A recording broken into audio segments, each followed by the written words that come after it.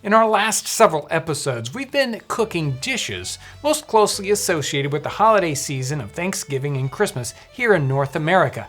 All these recipes are from Amelia Simmons' 1796 cookbook, American Cookery. Today, we'll be making a wonderful sweet potato pudding. Thanks for joining us today on 18th Century Cooking with James Townsend and Son.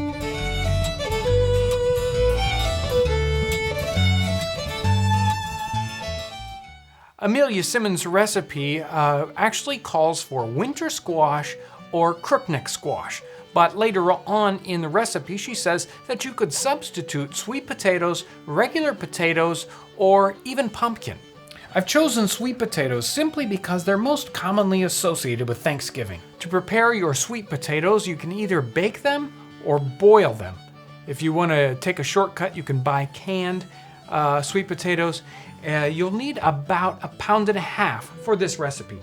For our recipe, we're also going to need 3 large apples. You'll need to pare them, core them, and chop them up, and then boil them till they're soft. Let's mash these together until they're fairly smooth. Our new hardwood masher is perfect for this job. To this, we'll add 3.5 tablespoons of breadcrumbs, 1 tablespoon of flour, 1 cup of cream, 1 tablespoon of wine, and 3 eggs well beaten. Stir this all together. I'm going to sweeten this with about 1/4 cup of sugar. To spice it, I've got a tablespoon of nutmeg and a pinch of salt. And we'll mix this in.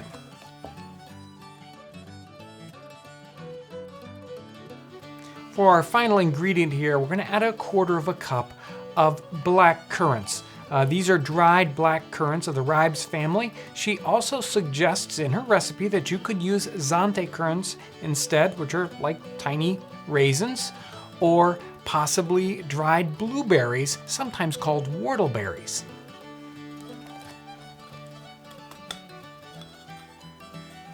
And we'll mix these in.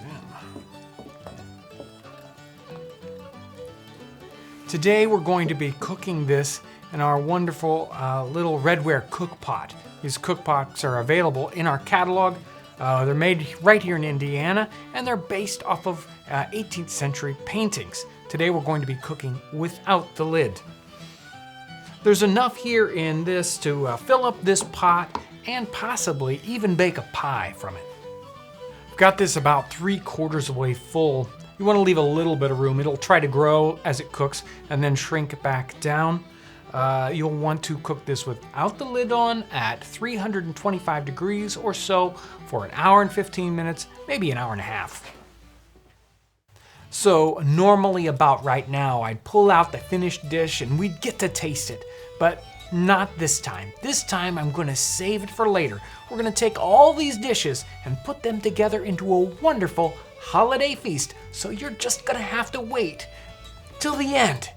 If you're new to our channel, I really want to welcome you. You can subscribe to our channel, you can check out our website, or request a print catalog. I want to thank you for joining us today as we savor the flavors and the aromas of the 18th century.